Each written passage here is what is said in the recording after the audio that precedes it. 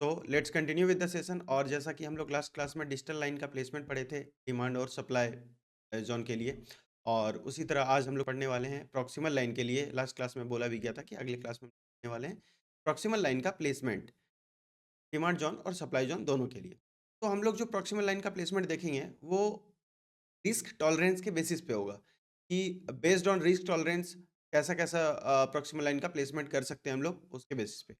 तो चलिए हम लोग इसको कंटिन्यू करते हैं। और जैसा कि आप स्क्रीन में देख पा रहे होंगे कि जो प्रॉक्सिमल लाइन का प्लेसमेंट है वो डिमांड और जोन और सप्लाई जोन के लिए रिस्क टॉलरेंस के बेसिस पे। तो तीन मेथड है, एक तो लो रिस्क, दूसरा मेथड जो है मीडियम रिस्क, और तीसरा मेथड जो है हाई रिस्क। तो तीनों मेथड हम लोग देखते हैं एक एक करके। सबसे पहले डिमांड जोन के लिए देखते हैं। तो डिमांड जोन के केस में प्रॉक्सिमल लाइन का प्लेसमेंट कैसे करेंगे, ठीक है। तो सबसे पहले तो हम लोग को जोन ढूंढना है, डिमांड जोन। वो आप लोग को पता है, जोन ड्रॉ भी करना आ गया है, पहले हम लोग पढ़ चुके हैं कि डिमांड जोन सप्लाई जोन कैसे ड्रॉ करेंगे।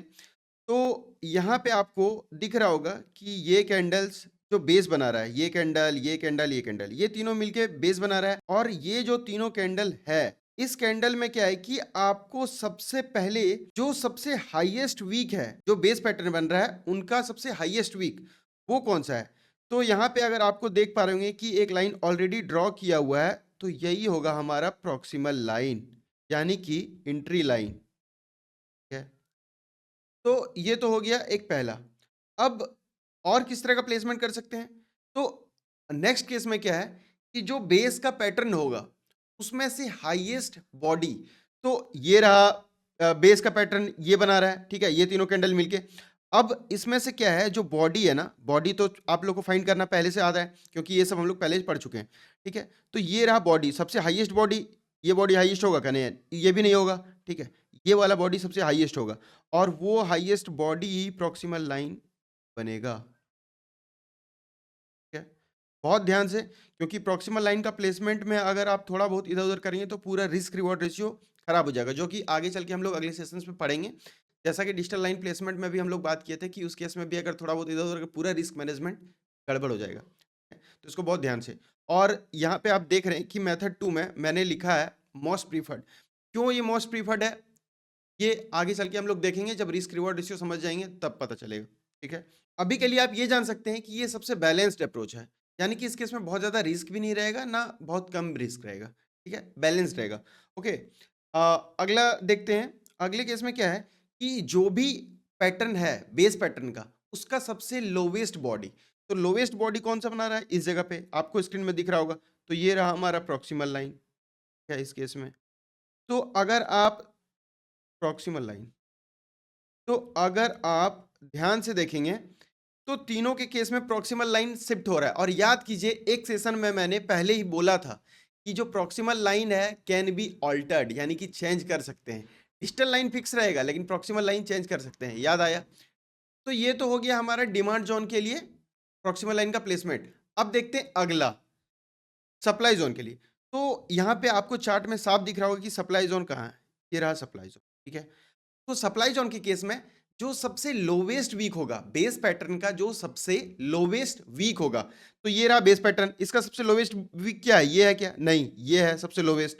तो ये हो जाएगा हमारा प्रॉक्सिमल लाइन पहले केस में, ठीक है। तो अगर आप इसको कंपेयर करेंगे डिमांड जोन से कि डिमांड जोन में प्रॉक्सिमल लाइन का प्लेसमेंट कैसे हुआ था, तो आपको साफ दिखेगा बिल्कुल एकदम सिमिलर वैसा ही है। तो अब आगे बढ़ते हैं, अगला देखते हैं। तो अगले केस में क्या करना है कि जो बेस पैटर्न है, यानी कि जो सप्लाई जोन है, वो जितने भी बेस कैंडल्स हैं उनका सबसे लोवेस्ट बॉडी, ये दोनों कैंडल मिलके बेस बना रहा है, और ये दोनों कैंडल का जो सबसे लोवेस्ट बॉडी है ये कौन सा है, इस कैंडल का है, ठीक है। तो ये हो जाएगा हमारा प्रॉक्सिमल लाइन, ठीक है, यानी कि एंट्री लाइन, ठीक। आगे हम लोग और भी डेप्थ में इसको पढ़ेंगे, ठीक है। अब अगले केस में देखते हैं। अगले केस में क्या करना है कि जो बेस कैंडल्स है, उस बेस कैंडल्स में सबसे हाईएस्ट बॉडी, तो ये रहा हाईएस्ट बॉडी, तो ये हमारा हो जाएगा प्रॉक्सिमल लाइन। तो अब हम लोग देखते हैं कि जो सेकेंड मेथड है वो सबसे मोस्ट प्रीफर्ड मेथड क्यों है। तो उसको जानने के लिए हम लोग को कुछ टर्म जानना होगा। रिस्क क्या होता है, रिवॉर्ड क्या होता है, ये सब टर्म जानना होगा, तभी हम लोग बता पाएंगे कि वो मेथड सबसे most preferred method risk tolerance के बेसिस पे क्यों है। तो रिस्क क्या होता है? अगर जनरली बोलें तो रिस्क क्या है कि आप में कितना लॉस लेने का कैपेबिलिटी है, राइट? अगर स्टॉक मार्केट के केस में बात करेंगे तो यहाँ भी बिल्कुल सिमिलर है कि आप अगर मान लीजिए मार्केट में इन्वेस्ट कर रहे हैं या ट्रेड कर रहे हैं, तो आप में एक इंडिविजुअल ट्रेड में कितना लॉस लेने का कैपेबिलिटी है, ठीक है? तो ये हो जाएगा हमारा रिस्क, यानी कि इतना हम मार्केट को देने का क्षमता रखते हैं, ठीक है? तो अगर हम देने का क्षमता रखते हैं तो हमको कुछ रिवॉर्ड भी चाहिए, एक रिवॉर्ड टारगेट फिक्स करेंगे। तो रिवॉर्ड क्या है? रिवॉर्ड कुछ नहीं है, इट्स जस्ट अ प्रॉफिट, ठीक है? तो चलिए अब हम लोग इसको एग्जांपल से कंपेयर करते हैं और देखते हैं कि सेकंड मेथड क्यों प्रीफर्ड।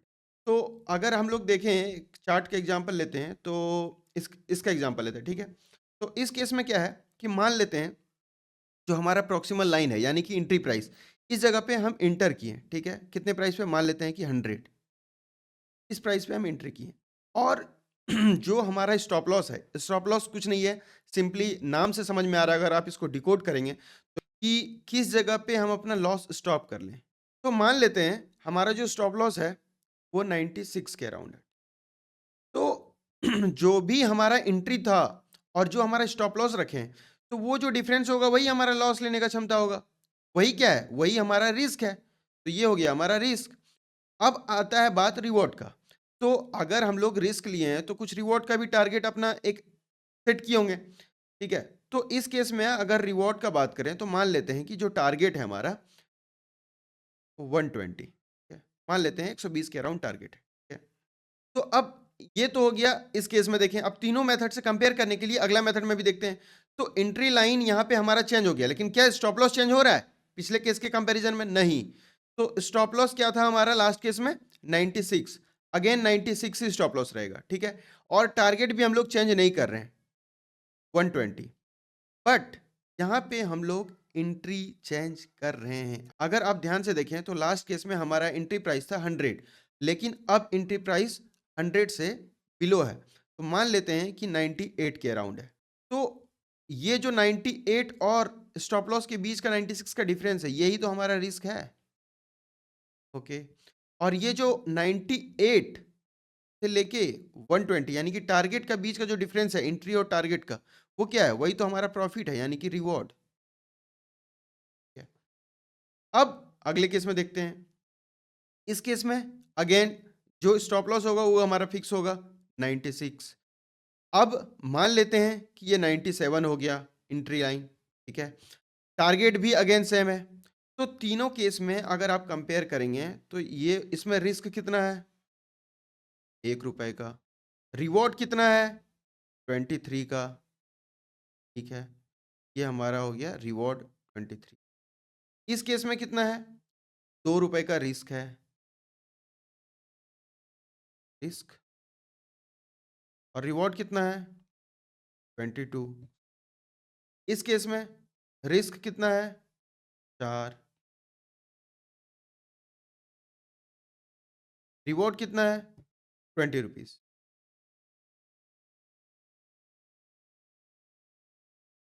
20। तो अगर हम लोग इन तीनों को कंपेयर करना है तो हम लोगों को क्या करना पड़ेगा कि पर यूनिट देखना पड़ेगा। इस केस में कि क्या है कि जो रिस्क है वो 4 और रिवॉर्ड कितना है? 20, ठीक है? इस केस में कितना है? 222 रिवॉर्ड। इस केस में कितना है? 120। तो यहाँ पे तो पर यूनिट ऑलरेडी सेट है, यानी कि 1 रुपए में 1 रुपए का लॉस करके हम लोग को 23 रुपीज का प्रॉफिट हो रहा है, राइट? तो अगर इस केस में देखें तो इस केस में तो 2 रुपीज का लॉस करके हम लोग को 22 का प्रॉफिट हो रहा है। तो यानी कि पर यूनिट जब कंपेयर करेंगे तो पर यूनिट के लिए कंपेयर करना पड़ेगा, यानी कि 1-1 रुपए के केस में। तो इसको सबसे सिंपलेस्ट रेशियो में कन्वर्ट कर लेते हैं। तो इसको अगर सबसे सिंपलेस्ट रेशियो में कन्वर्ट करेंगे तो ये हो जाएगा 1 और ये हो जाएगा 11, यानी कि 1 रुपए लॉस करके 11 रुपए का प्रॉफिट। तो अब अगला देखते हैं, इसको भी सिंपलेस्ट रेशियो में कन्वर्ट कर लेते हैं। तो इसको अगर सिंपलेस्ट रेशियो में कन्वर्ट करेंगे तो ये हो जाएगा 1 और ये हो जाएगा 5, ठीक है? तो यहाँ पे 1 रुपए का लॉस लेंगे तो 5 रुपए का प्रॉफिट होगा। इस केस में 1 रुपए का लॉस लेंगे तो 11 रुपए का प्रॉफिट होगा। इस केस में 1 रुपए का लॉस लेंगे तो 23 रुपीज का प्रॉफिट होगा। तो प्रॉफिट वाइज देखेंगे तो सबसे बेस्ट कौन सा है? मेथड 1। लेकिन इस केस में क्या होता है ना कि हमारा जो जोन था वो जॉन का लाइन है ये पूरा बेस, डिमांड एरिया जो है यहाँ से लेके यहाँ तक। लेकिन हमने जो एंट्री लाइन डिसाइड किया है, वो कहाँ किया? काफ़ी नीचे, यानी कि सबसे लो रिस्क, रिस्क सबसे लो लेना चाहते हैं, लेकिन प्रॉफिट ज़्यादा मिलेगा उस केस में। तो ये सबसे सेफेस्ट मेथड है। लेकिन इस केस में क्या होता है ना कि ट्रेड छूटने का प्रोबेबिलिटी सबसे ज़्यादा है। क्यों? क्योंकि मान लीजिए कि प्राइस यहाँ से, यहाँ से, यहाँ से नीचे आया और मान लेते हैं कि प्राइस यहाँ टच किया एंड अगेन लिक्विडिटी लेके वापस, तो ट्रेड छूट गया ना, तो इस केस में ट्रेड छूटने का प्रोबेबिलिटी सबसे ज़्यादा है, ठीक है। अब मेथड 2 सबसे मोस्ट प्रीफर्ड बैलेंस्ड अप्रोच क्यों है? क्योंकि इस केस में ट्रेड छूटने का पॉसिबिलिटी थोड़ा कम है एज कम्पेयर टू, क्योंकि प्रॉक्सिमल लाइन का प्लेसमेंट ऊपर रहेगा। तो ऊपर रहेगा, मान लेते हैं कि लास्ट केस में अगर जैसा देखें कि प्राइस आया था और यहाँ से रिटर्न लौटा, ठीक है। तो इस केस में हमारा ट्रेड एग्जीक्यूट भी हो गया और रिस्क रिवॉर्ड भी बैलेंस में रहा। दोनों के केस में अगर कंपेयर करेंगे तो बैलेंस में रहा। अब यहाँ पे इस केस में सबसे ज्यादा रिस्क है। क्यों? क्योंकि अगर आप देखें तो प्रॉक्सिमल लाइन का प्लेसमेंट सबसे ऊपर है इस केस में, यानी कि एंट्री लाइन। इस केस में ट्रेड तो एग्जीक्यूट होगा, लेकिन यहाँ पे क्या हुआ ना, रिस्क वाला अमाउंट सबसे ज्यादा। अगर मान लेते हैं हम लोग का स्टॉप लॉस अगर हिट होता है तो अच्छा खासा लॉस हो जाएगा, राइट? ठीक है।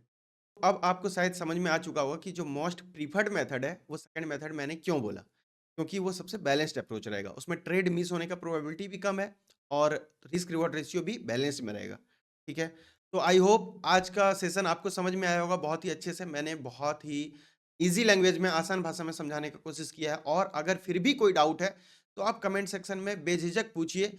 मैं कोशिश करूंगा आपके सारे डाउट दूर करने का।